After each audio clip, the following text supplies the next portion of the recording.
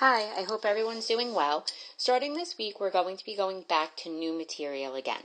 So for today, we're going to be graphing functions again, which we have done before.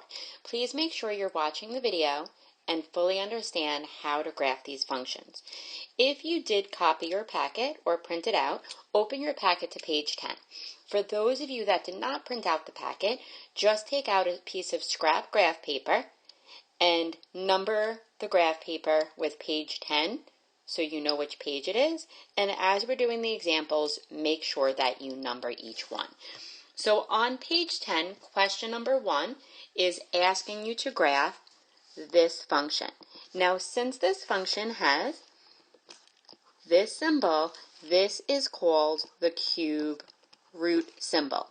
In order to get the cube root, in case you forgot, you need to take and hit the math button on the left-hand side of your calculator, and then you want to take and hit number 4, which is going to be a radical button with a 3 on the inside. And again, that's called the cube root.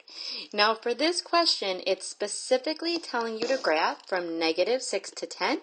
So we're going to be copying down a table that starts at -6 and that stops at 10. So for your table, you're going to be going from -6 to 10. Now everyone go to your calculator right now and type in y1 equals the cube root of x minus 2. Once you have that typed in and you look at your table, you're going to notice that -6 has a y value of -2. Then you're going to see a lot of decimals.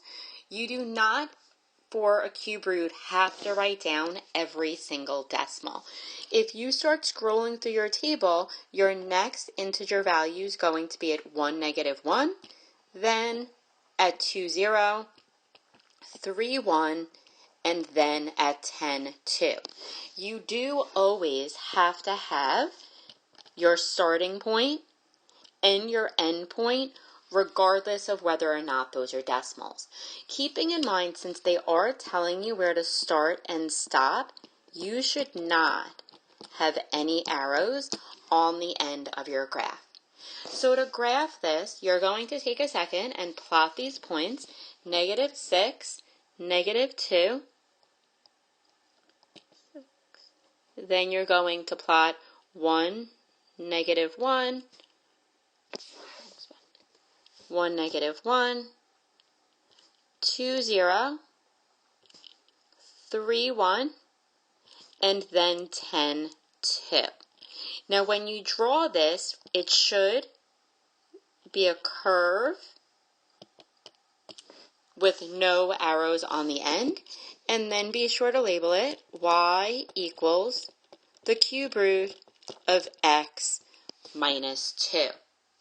A few other things to notice about this question. Since you have a -2 on the inside, that means that this is going to be a shift to the right 2.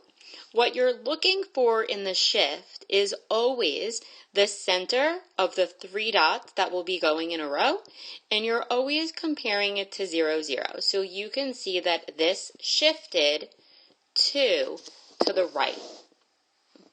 Go on to the next page, next question, which is question number 2. For question number 2, this is going to be the graph of a square root, which we have already done before. So again, you do need to take and make your table of values. So type into your calculator y equals -square root of x plus 1. And on your calculator, you're going to be looking for the word error. That's how you know where to start your table, is look for error. You're going to find error at -1, so you would want to start your table at 0. 0, 1, 1, 0, 4, -1, 9, -2, and 16, -3. Again, you do not have to list all of the decimals in between. You should also always get in the habit of hitting the graph button and look at your graph before you start plotting your points to make sure that you're plotting them correctly. 0, 1 is going to be your starting point.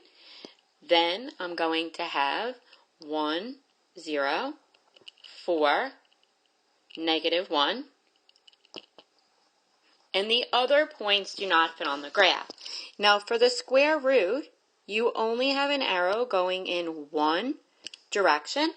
So for this one, make sure you label it f of x equals negative square root x plus 1. Again, always hit the graph button and make sure you look at your calculator as you're doing this. The negative in front of the square root is going to tell you that you have a reflection when you're graphing it, and the plus 1 on the outside, since it's outside of the square root, that means that it's going to take and shift it up 1. So if you were comparing it to 0, 0, you can see that it shifted up 1, and it did get reflected. Now look at question number 3. Question number 3, they're asking you to graph y equals 2 to the x power. Anytime it's raised to the x power, this is called an exponential. So in this case, again, they're giving you your domain, meaning no arrows. You're going to take and start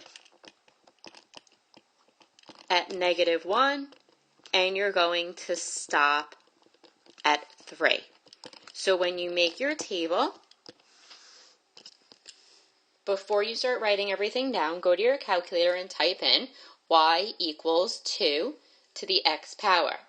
Now you will notice that at -1, there is a decimal, and when you are graphing an exponential, you will need to take and plot some of the decimals, and in this case, since they're telling you specifically to start at -1, you have to write down that decimal to start with at -1.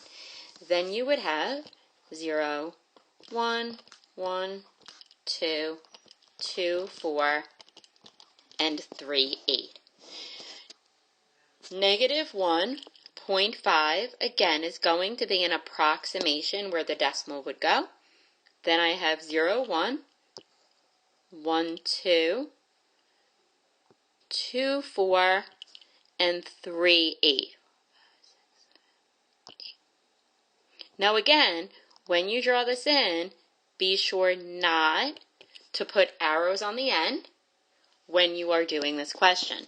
Label it y equals 2 to the x power. So when you're looking at your graph, you're going to notice obviously it's extending in both directions, but they specifically want you to start and stop at a specific point.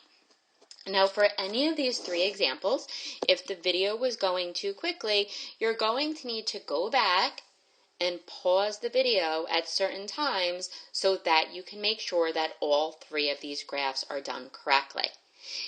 Now, the rest of this question is asking you, will this graph ever intersect the x-axis and justify your answer? Here's my x-axis, and clearly my graph is not touching the x-axis. So will this graph ever intersect the x-axis? My answer is going to be no. Your reason for this one is that you're given the domain, and since you're given the domain from -1 to 3, you're going to start and stop at those points. So there's no way that your graph would continue and ever touch the x-axis. Also, an exponential will get closer and closer to the x-axis, but it will never ever touch it unless there's a shift going either up or down. But in this case, no, because you are given the domain of -1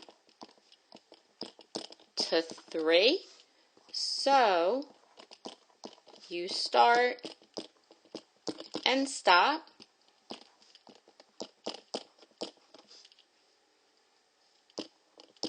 at certain points,